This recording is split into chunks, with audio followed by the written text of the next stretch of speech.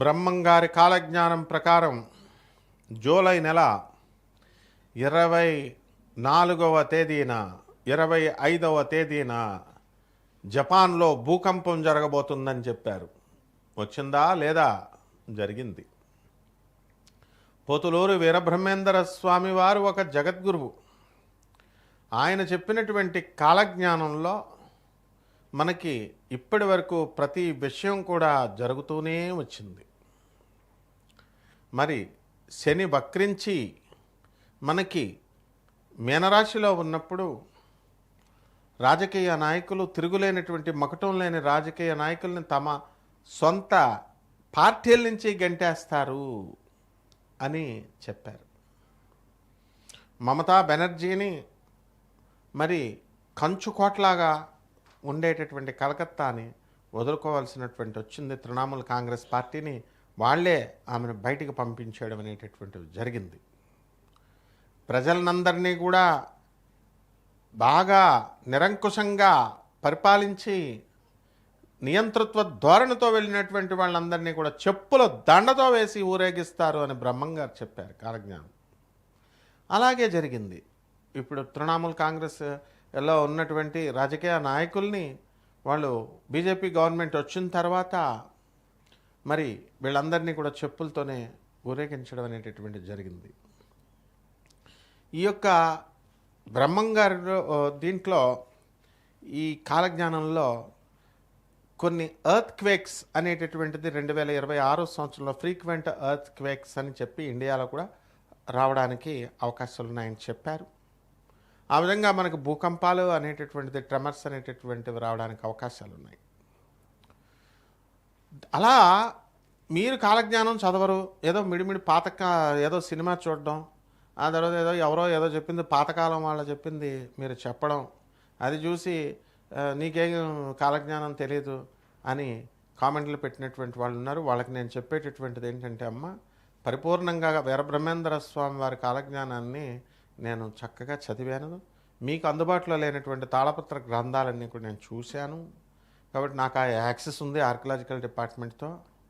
అందువలన చక్కగా నేను చెప్పేటటువంటి వాళ్ళని కూడా డైజెస్ట్ చేసుకోండి. కఠినంగానే ఉంటాయి, ప్రాణ నష్టాలు ఇలాంటివన్నీ చెప్తారు. మిగతా జ్యోతిష్కులు కూడా చెప్తున్నారు. అంతేగాని మీరు అది కలగదు అంటే ఇది ముల్లపూడి కాలజ్ఞానం చెప్పాల్సి వస్తుంది. మేము చెప్పిందే జరుగుద్ది. అందువలన మీరు చక్కగా నేర్చుకోండి అంతే. అంటే కాలజ్ఞానంలో పోతులూరు వీరబ్రహ్మేంద్ర కాలజ్ఞానంలో కూడా ఏమని చెప్పబడి ఉంది, శిష్యులకు గురువులు ఖచ్చితంగా వీళ్ళు నీతులు చెప్తారు అని. అంటే శిష్యుడు టీచర్స్ దగ్గర నేర్చుకోవాలి, గురువుల దగ్గర నేర్చుకోవాలి. శాస్త్రీయంగా చెప్పినప్పుడు, కఠినంగా ఉన్న ఓపెన్గా చెప్పినప్పుడు. అది లేకుండా మీరు సలహాలు ఇస్తున్నారా లేదా కొంతమంది, అదే ఇవన్నీ కూడా తోలు తీసేస్తారనమాట. అలాంటివన్నీ నాకు చెప్తే మిగతా వాళ్ళకి చెప్పుకోండి. వెళ్ళి డిసిప్లిన్డ్గా ఆర్గనైజ్డ్గా మనం ఉండాలి, అదే జీవితానికి పరమార్థం అని చెప్పాడు ఆయన. ఇప్పుడు కలియుగాంతం జరుగుతున్నారు. భవిష్యమాలకి కరెక్ట్గా చెప్తోంది. భవిష్యమాలకి కాశీనాథ్ మహారాజు గారు, మరి శోభారాజు గారు అన్నమయ్య మరి పాటలు పాడి చక్కగా తిరుమల తిరుపతి దేవస్థాన విద్వాంసురాలు ఆమె. ఇటీవలే నేను కూడా చక్కగా ఈ భవిష్యమాలకి చక్కగా ఆయన మోహన్ బెహ్రా అని బెనారస్ నుంచి మనకి చెప్పడం జరిగింది. మొత్తం ఎప్పటికప్పుడు అప్డేట్ చేసుకుంటుంటారు. మా శోభమ్మ చక్కగా అక్కడికి కాశీ వెళ్ళి చక్కగా ఫంక్షన్లో కాశీనాథ్ మహారాజు గారు భాగవత సప్తాహంతో పాటు ఈ యొక్క భవిష్యమాలకి యొక్క కార్యక్రమాల్లో పాల్గొని వచ్చారు. అరే ఇవన్నీ కూడా రీసెర్చ్ యాక్టివిటీస్ ఎప్పటికప్పుడు జరుగుతున్నాం, మీకు అప్డేట్ చేస్తున్నాం.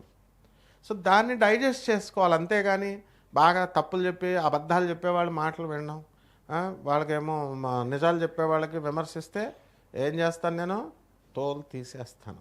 Because I'm a teacher, I'm a professor. Pothuluru Veerabrahmendra Swami direct శిష్యుడిని నేను. కాబట్టి పోతులూరు వీరబ్రహ్మేంద్ర స్వామి అర్థక్వేక్స్ వస్తాయన్నారు, వచ్చింది. జపాన్లో వచ్చింది, ఇండియాలో కూడా వస్తాయి, మీ ఊళ్ళో కూడా వస్తాయి. కాబట్టి నో ఎగ్జంప్షన్. ఎవరైతే ధర్మ మార్గంలో వెళ్తారో వాళ్ళకు మాత్రమే ఎగ్జంప్షన్స్ అనేటటువంటివి ఉంటాయన్నమాట. నెక్స్ట్, ఈ యొక్క హెవీ రైన్స్ ఉన్నాయి 2026లో అని చెప్పారు. వర్షాకాలం వచ్చింది. జూన్ 25వ తేదీ జరుగుతోంది. ఇప్పుడు మనం వచ్చేసాం. మరి వస్తాయి. అండ్ పంటలు అనేటటువంటివి మొత్తం అంతా కూడా రైతు కంటే కూడా ఏజెంట్స్కి, కమిషన్ ఏజెంట్స్ ఎక్కువ సంపాదిస్తారు అని చెప్పారు 2026లో. సో టమాటా పంట, మిర్చి పంట ఎక్కువగా రేటు పెరుగుతుంది అన్నారు. ఆనియన్స్ పంట పెరుగుతుంది. కాబట్టి రైతులు నేను చెప్పేది విని కాలజ్ఞానంలో నువ్వు చదవలేదు కదా, ఎవడో ఏదో పుస్తకం పట్టడం, 4 పద్యాలు, పాతకాలం పద్యాలు పాడేయడం, గడ్డాలు వేసుకొచ్చేయడం, చెప్పడం, ఇది కాదు. ఇది రీసెర్చ్ అండ్ డెవలప్మెంట్ వింగ్. ఇది పోతలూరు వీరబ్రహ్మేంద్ర స్వామి ఆర్కలాజికల్ డిపార్ట్మెంట్ పుస్తకాలన్నీ, తాళపత్ర గ్రంథాలు అవన్నీ కూడా మా దగ్గర ఉన్నాయి. అవి చూసి చెప్తున్నటువంటి మఠం వాళ్ళే మమ్మల్ని సంప్రదిస్తూ ఉంటారు. ఆ యాక్సెస్ మనకుంది. కాబట్టి ఈ భూమి యొక్క రేటు డౌన్ అవుతుంది 2026 సంవత్సరంలో. మనకి తెలంగాణలో రేవంత్ రెడ్డి గారు క్లియర్గా ముఖ్యమంత్రిగా ఉన్నప్పుడు రియల్ ఎస్టేట్ని ఆయన చక్కగా చూస్తున్నప్పటికీ కూడా ఆయన రేట్లు పెరగట్లేదని స్వయంగా ఆయనే ఒప్పుకున్నారు. ముఖ్యమంత్రి ఒప్పుకున్నారు. ఆఫ్టర్ ఆల్ మీరెంత? తర్వాత మూసీ నది దగ్గర నదుల ప్రక్షాళన జరుగుతుంది అన్నారు. మన రేవంత్ రెడ్డి గారు చక్కగా మూసీ నది ప్రక్షాళన చేస్తున్నారు. ఎవ్వడైనా సరే, వాడెంతటి మనగాడైనా సరే, నది చెరువుల దగ్గర కొట్టి పడేస్తాం హైడ్రా అన్నారు. ఇలా జరుగుతాయి. నెక్స్ట్, ఇక ఈ బంగారము రేటు పెరుగుతుంది, వెండి రేటు పెరుగుతుంది అన్నారు. బంగారం కంటే తో సమానంగా వెండి, రాగి, రజతము ఇవన్నీ కూడా పెరుగుతాయి.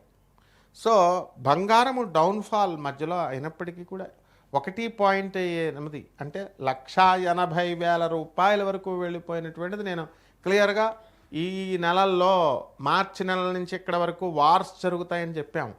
దాని ప్రకారమే ఈ యొక్క ఇరాన్ తర్వాత ఇజ్రాయెల్ యుద్ధాలు జరగడం, మరి వెంటనే బంగారం రేటు పడిపోతుందని చెప్పాను. 1,50,000 పడిపోయింది. మళ్ళీ జూన్ నెల 20వ తేదీ దాటిన తర్వాత రేటు పెరుగుతుందన్నాం. 1,55,000 యాజ్ ఆన్ దిస్ డేట్ 25వ తేదీకి జరిగింది. వెండి రేటు పెరుగుతుందన్నాం. 2,25,000 చిల్లర ఏదో అవుతుంది. సో బంగారంతో పాటు వెండి, రజతము, కాపర్ ఇవన్నీ పెరుగుతాయి. మహిళల్లో మన పరివర్తన వస్తుంది అన్నారు. అక్రమ సంబంధాలు పెరిగిపోతాయన్నారు. లివింగ్ ఇన్ రిలేషన్స్ చేయట్లేదా? డేటింగ్ రాలేదా? కోలివింగ్లు హాస్టల్లో రేవా? ఓయో రూములు రాలేదా? ఇవన్నీ బ్రహ్మంగారు కాలజ్ఞానంలో చెప్పారు. అంటే నీకు ప్రాచీన భాషలో చెప్పరు, డీకోడింగ్ చేయడం రావాలి. సో ఈ యొక్క మహిళలు ఉద్యోగాల్లో ముందుకు దూసుకు వెళ్ళిపోతారన్నారు. విమాన ప్రమాదాలు ఉన్నాయన్నారు. విమాన ప్రమాదాలు 2026లో మొన్నే జరిగింది. ప్లేన్ క్రాష్, ట్రైన్ యాక్సిడెంట్స్ ఉన్నాయి. అంటే అన్నీ అపశకునాలేనా అండి అంటే బ్రహ్మంగారు జాగ్రత్తలు చెప్పారు. కాబట్టి రావి చెట్టు కళ్ళు తెరుస్తుంది అని అంటే ఒకళ్ళు పెడతారు, నీకేం తెలియదు. ఏం తెలుసురా నీకు అసలు కాలజ్ఞానం గురించి? జెనెటిక్ జీన్స్ ప్రాబ్లం వల్ల చెట్లు అనేటటువంటివి ఇలాగా కళ్ళు తెరిచినట్టుగా వస్తాయి అన్నమాట. బొబ్బాస్కాయ వినాయకుడిలాగా ఇలాంటి వింతలు అనేకము జరుగుతాయి అన్నారు. వేప చెట్టు నుంచి పాలు వస్తాయి అన్నారు. జరిగింది ఇవన్నీ కూడా. బట్ ఇంకా అనేకమైనటువంటి విషయాలు బ్రహ్మంగారు చెప్పారు. మనం ఒక కాన్సెక్యూటివ్ సిరీస్ లాగా మనం తెలుసుకుందాం. శుభమస్తు.